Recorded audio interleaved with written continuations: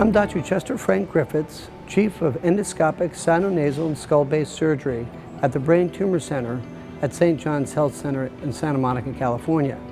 My associate and partner, Dr. Creamy, and I play an important role in the St. John's Brain Tumor Center and Pituitary Disorders Program to work in tandem and in parallel with Drs. Kelly and Barkadarian in the surgical treatment of patients with pituitary tumors and related skull-base tumors.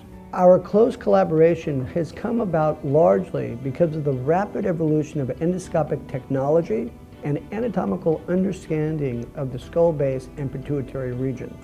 As Chief of Endoscopic Sinonasal and Skull-Base Surgery, I also provide pre- and post-operative sinus care for patients undergoing endonasal surgery.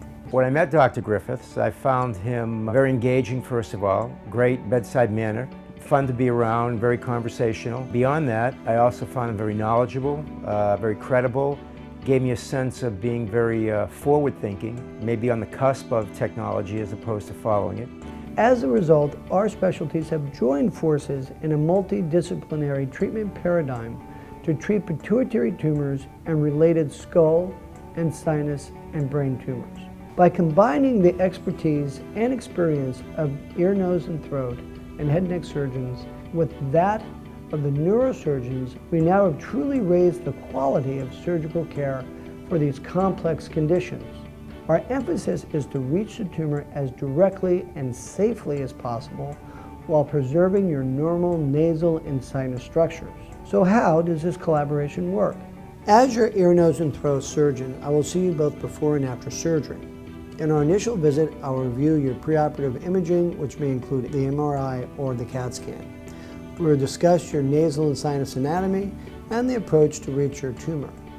This discussion will complement what you've already learned from Drs. Kelly and Barkadarian on how your tumor will be removed, also how the skull-base closure is performed, and what to expect after surgery.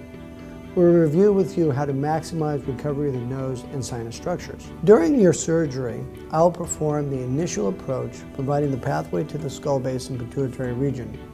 Then, using my endoscopic view and my cinematography, if you will, Dr. Kelly will complete the exposure of the tumor, its removal, and the closure of the skull base defect. On your first postoperative visit, typically 7 to 10 days after surgery, you'll be seen both by neurosurgery and ear, nose, and throat.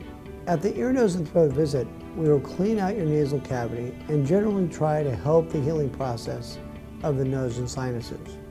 We will then typically see you 2 more times at 2-week intervals. We believe there are many benefits of this neurosurgery, head and neck surgery team approach. First, by combining our experience, we believe the level of surgical judgment and expertise are raised, and second to none. We are better able to solve challenging problems and jointly avoid complication. Lastly, sinus and nasal care is enhanced, given our long track record in head and neck surgery and treating sinus disorders.